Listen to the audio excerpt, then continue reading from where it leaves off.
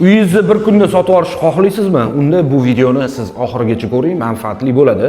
Men Adilov Otabek, foydali obzor Instagram kanalini asoschisiman va yonimda o'tirgan.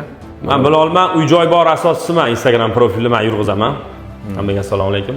Ozgina suhbat qilamiz, nima deydi, savollar beramiz. Bilol aka endi baribir tajribalari bor. Bilol aka uyni bir kunda sotib olish uchun nimalar qilish kerak, nimalarga e'tibor berish kerak? Shu savollarga javob bering, qo'shimcha qilib javob berasiz endi. Birinchi navbatda uyni narxini to'g'ri topish kerak. Bozor narxidan qimmat qo'yish kerak emas. Ba'zi joylarga boramiz, narxi yetishadi, bozordan qimmat qo'yishni xohlashadi. Tabiiyki uyga klientni jalb qilish juda qiyin bo'ladi. Chunki narx birinchi o'rinda rol o'ynaydi. Yana aytadigan narsam, birinchi aytamiz narxini. Masalan, deylik $100,000 ketadigan uy bo'lsa, misol biz sразу aytamiz. Egalari 150 ming so'rab o'tirishadi, 130 ming, 140 ming so'rab o'tirishadi. Yo'q, bu uyingiz 100 ming yoki 110 mingga ketadi. Shuni hisobini oling, shunga yaqinroq qo'ydiring desak, yo'q. Menimcha qo'yib bering, masalan 130 ming qo'yib bering deb odam majbur bo'lib qoladi, chunki ana odamni ham nima deydi, umidi bor, hafsalasini pir qilmagan holatda o'shani hisobga olib, keyin 5 kundan keyin narxini tushirib bering deb biz aytgan narxga tushirtirishga majbur bo'lishyapti yana. O'zi imkon qadar uy-joy sotadigan odamlar narxi to'g'ri belgilayveringlar. U 20 ming, 30 ming dollar o'tib beradigan paytlar o'tib ketdi. Minimalizm. Azgina, misol uchun 130 ming dollarga uy qo'yganmiz, 129 ming dollarga sotilib ketyapti. Oldingi uydagi 10 ming tushib ber, 20 ming tushib ber degan narsalar yo'q o'sha. Azgina sunnatiga to'g'rilib beryapti o'z ko'pchilik. Xo'p, keyingi masalalar-chi aka? Sotishda nimalarga e'tibor berish kerak? Sotishda masalan ijtimoiy tarmoqlarga joylash kerak. Instagram, Facebook, YouTube kanallariga joylash kerak. Sifatli rasm, sifatli videolar qilish kerak. Endi uy holatini, manzilni to'g'ri tushuntirish kerak. Manzilda nima yutuqlar bor? O'sha mijoz shu xonadonni sotib olsa, nimalarga e'tibor berish kerak? Yonida maktab, bog'cha, magazin yoki klinikalar borligini ham e'tiborga olib, o'sha video qilish jarayonida yetib ketishni bilish kerak. Endi ba'zi bir uylarga boramiz, holat har xil bo'ladi. Kirsangiz noxush hidlar bo'ladi. Hammasida ham emas. Lekin shuni e'tibor berishinglarni so'rab qo'yaman. Videoga oldirmoqchilar, reklama qildirmoqchi, xonalarni tozalab qo'yib, yaxshi hidlar kelib turishini, xonalar tozaligiga qattiq e'tibor berish kerakligini aytib o'tishim to'g'ri deb bilaman. Keyin mijozni tanlashda, mijozga e'tibor bilan qarash kerak. Mahallani jimligi, kattaligi, qo'shnilar yaxshiligi, katta hovli o'tgan bo'lsa ham bu yerda o'sha kommunal xizmatlarni kam xarjligini ham etish kerak. Juda ham yaxshi natija erishsa bo'ladi bu to'g'risida. Keyin yana bitta narsani aytaman, muomala, mijoz bilan suhbat bu 50% yutuq deb bilaman. Xushmuomalalik bilan murojaat qilish kerak. Mijoz bilan suhbat bo'layotganda uni savol berib, uni javobiga shoshilmaslik kerak deb o'ylayman. To'g'ri, muomala baribir birinchi o'rinda, faqat telefonlarni vaqtida ko'tarish. O'sha masalani ham qo'shib ketaylik. Ko'pchilik jalba qiladi, klientlar bizga qilishadi. Oka, ana nomer olmayapti deb bizga ko'pchilik murojaat qiladi, telefon qiladi. Bizga muammo emas, javob bera olamiz. Lekin reklamaga qo'ydirgan odam hushyorroq bo'lish kerak. Hushyor bo'lish kerak, begona nomerni sразу olib javob muomalasini qilish kerak.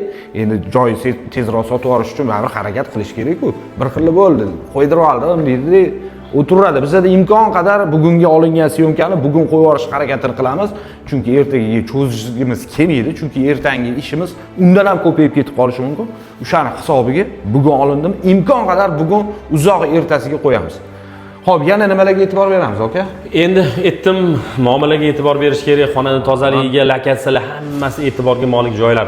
Endi biza bilan ishlashligini afzallik taraflarini sanab bersak. Xo'p, biza komanda bo'lib ishlaymiz. 3 kishi boramiz, video obzor qilamiz, chiroyli kontent, chiroyli rasm, 3 xil yo'nalishda video syomkalar qilib, ijtimoiy tarmoqlarga joylab beramiz. Sotib berish xizmati ham bor, reklama xizmati ham bor. Shu xizmatlarni sizlarga taklif qilib qolamiz. Reklama xizmatlarimizni narxi keladigan bo'lsa, aksiya qilib qo'yganmiz hozirgi kunda. 3 kishi borib 3 xil yo'nalishda boramiz. $100 evaziga uyingizni reklama qilib sotib berishga harakat qilamiz.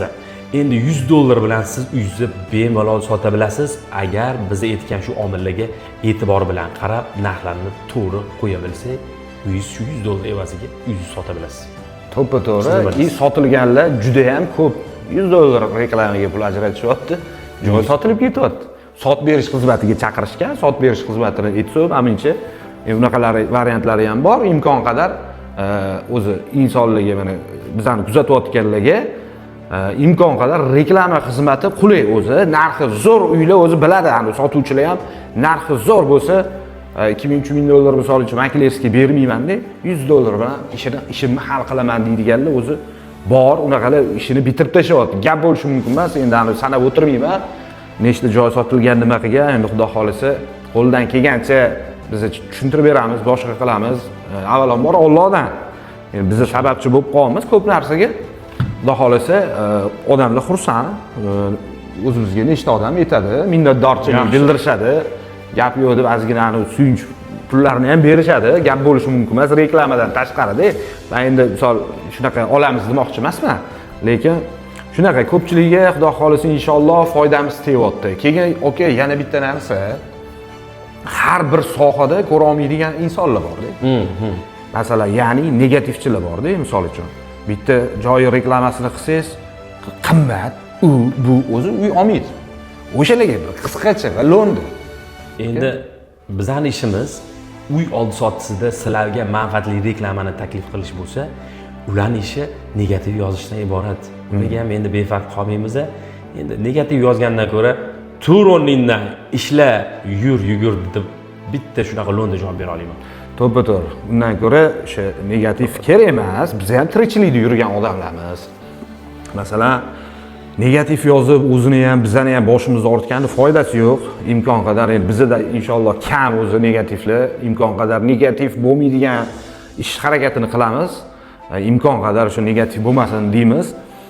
Lekin baribir shularga biz ham bilamiz, har xil gaplarni gapirishni, har xil gaplar bilan javob qaytarishni kerak bo'lsa, rasmini olib chiqib ommaga ko'rsatishlarni ham bilamiz. Hamma narsa qo'limizda. Misol uchun mana Instagram kamera ham qo'limizdan keladi. Yo'q, biz unaqa ish qilgimiz kelmaydi. O'shanga Alloh insof bersin.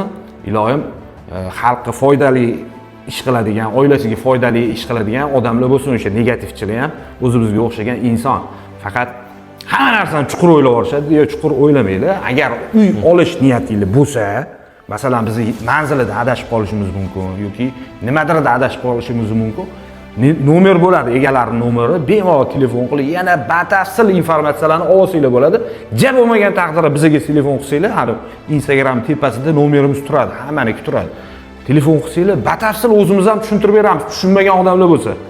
Faqat kommentariyada polvonlik qilish shart emas. Lekin bizani kuzatib borayotganlar bor, misol uchun mana foydali obzorni ko'radiganlar uy-joy borni ham ko'radi. Mana joy, mana uy Do'ron ekanmiki, foydasi barakada, shuhratniki, hamma bir-birini ko'radi, bir-birini anaqasini ko'radi. Endi men suhbatni qisqa qilamiz, suhbatlashdik. Mana uyni sotishda omillarga nimaga e'tibor berishni aytdik. Ma'lumot o'rnida raqamlarni qoldiramiz. Mana 4 ta Instagram profillarini ham silkalarni qoldiramiz. Ko'rasizlar. Sizlar biz bilan xudo xolisa uylarni qulay, tez va yaxshi, manfaatli uylarni sotasizlar deb buni xudo xolisa ta'kidlaymiz. Videoni boshida uyingizni bir kunda sotishni xohlaysizmi deb boshladik.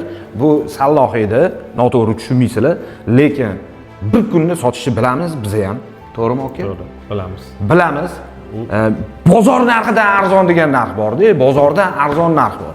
Masalan, ya'ni 100 ming dollarlik uy deylik, 100 ming dollarlikni o'zi 100 mingga ketadi. 100 mingga ketadi. Faqat bir hafta 10 kun kutish kerak, odamlarga ko'rsatish kerak. Bir xil anaqalar bor, misol uchun 100 minglik uyni 80 ming srochniy bir kunda sotib berishni bilamiz. Biz ham bilamiz. Sotib bera olamiz, qo'limizdan keladi. Faqat siz ham qopam kuymasin degan maqsadda, odamlardan duo olish maqsadida imkon qadar shunaqa narx belgilab chiqaramizki, siz ham kuymasin, qopam kuymasin, oluvchi misol uchun qimmat olib qo'ymasin, sotuvchi arzon sotib qo'ymasin degan ma'noda bizning shiorimiz shu, asosiysi shu. Kimdandir arzon sotib, kimdandir qimmat sotib unaqalar qilmaymiz biz. Siz ham qopam kuymaydigan qilib sotsak, oluvchiga ham, sotuvchiga ham, bizga ham barakali bo'lsa, avvalambor shu Alloh xayr barakasini bersin.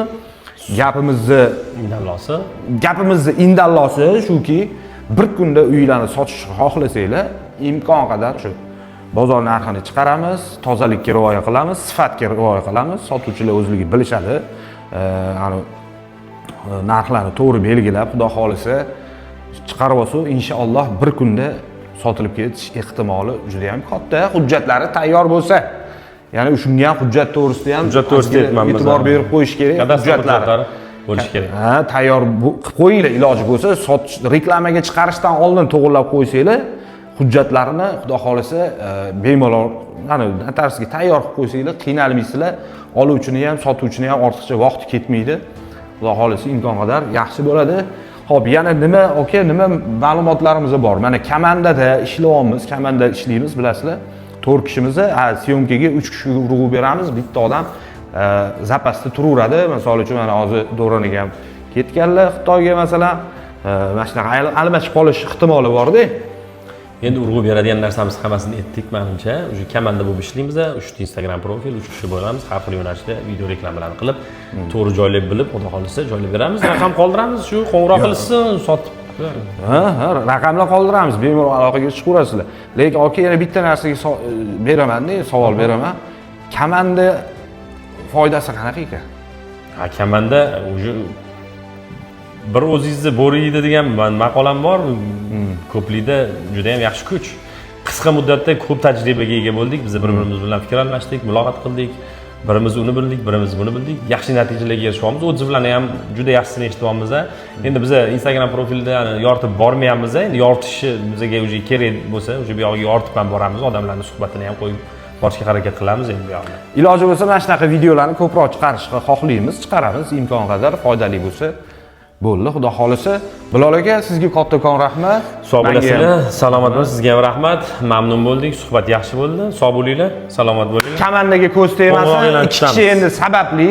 Xudo xolisa keyingi suhbatlarda qolganlar ham bo'ladi. Общийda syomka qilamiz inshaalloh. Bizani ko'rganlarga, kuzatganlarga hammaga rahmat, rozi bo'linglar vaqtinglarga. Sog' bo'linglar.